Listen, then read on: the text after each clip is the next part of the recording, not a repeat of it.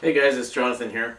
Today I'm going to show you how to play, or I'm going to teach you rather, 48 different chords that you can play in just a few minutes. And the cool thing is that the way I'm going to show you, these are all bar chords, and so you're actually only learning 4 different chord formations, and you can then use those and create 48 different chords. Now the guitar is really cool that way. You can do a lot of different things in that same manner that are completely impossible to do, say, on the piano or on like a trumpet or other things like that, right? Guitar, as you'll start to learn, is all about patterns and shapes, and as soon as you can start to master some of those patterns and shapes, then you can really apply that and really take your guitar playing to new levels. So anyways, let's just zoom in here and we'll get started. Alright, so the first chord that we're going to work with here is the open E chord. The way you finger for that one is you start with your middle finger, put that on the first fret at the 3rd string. Now we count strings from the bottom going to the top, so 1, 2, 3, 4, 5, 6. So on the 3rd string here, and then these 2 fingers, the ring finger is going to go on the 2nd fret on the 5th string, and the pinky finger is going to go 2nd fret on the 4th string. So that's our open E chord. Now, that's one chord. Now, if we slide this exactly as is, slide everything up 1 fret, and then we add our index finger, and you see here, this is called the nut. When I had my fingers in this open position, the nut is what is stopping the strings on all the ones that I'm not touching, right? So I'm touching these 3 strings here, but these other ones are open. So they're actually being closed right here at the nut. Now what we're doing is we're using our index finger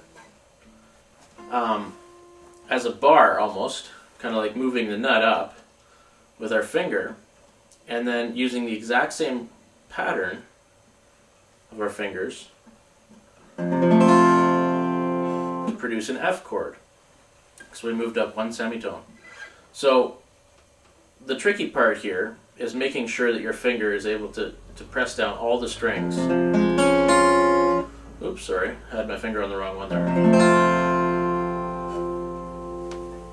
So it does take a bit of strength at first, but practice that until you can get a nice clear sound on every note.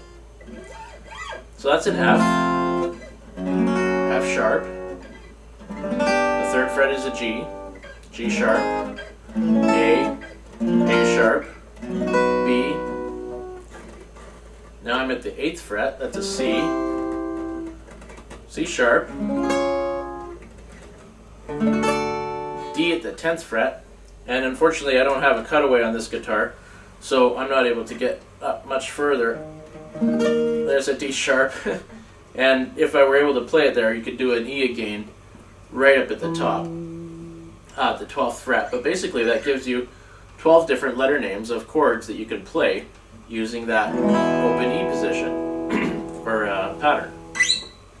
So let's take 1 finger off of this pattern. Let's take off the middle finger, which just leaves us with an E minor, right? This one's just a simpler chord.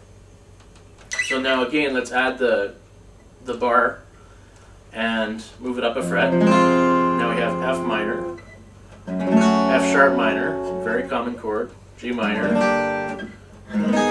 G sharp minor, A minor at the 5th fret, and so on. You can go all the way up the fretboard using that exact same pattern. So right now you've already learned 24 chords, right? So the next one, oh, I should mention, with those chords that I showed you, the root note is on the 6th string. The root note is what determines the name of the chord. For instance, this here is a G chord because its root is here on the G, on the 6th string. Now we're going to look at a root 5 chord pattern. Now it starts with an open A, and the way you do this is basically with your different people use different fingers for this depending on what works. But the way I have to do an open A is just with my index finger on the 4th string at the 2nd fret, and then my middle finger immediately below it on the same fret, and then my ring finger below that one again. Now we're only playing the top 5 strings. We're not playing the low E string in this one because it's a root 5 chord. Right? So that's an open position. Now if we move it up, how are we going to bar it, right? We can't. So we got to move our index finger out. And now you could try doing it this way. I'll just do it up here to start. But chances are that's really hard to squeeze all those fingers into position, right? So we have what's called a kink bar. I'm doing this at the 5th fret, by the way. It's just easier to show to start out. And the way the kink bar works is you bar from the top 5 strings, and then using your ring finger, you kink those same notes. Oops.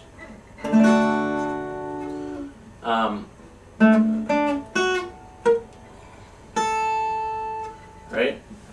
So at the 5th fret here, for instance, we have index finger closing those strings, and then we're adding on the at the 7th fret.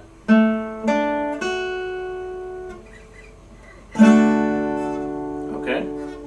So we can go back down, and if you can kink bar that open A as well, right? And then we can go to B flat, B,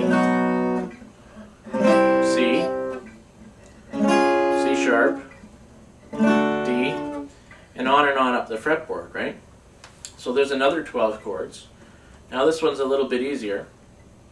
It's based on the A minor position. So what we do here, that's an open A minor. Take our middle finger, put it on the 1st fret on the 2nd string, and then the ring finger goes on the 4th string, 2nd fret, and the pinky goes on the 3rd string, 2nd fret.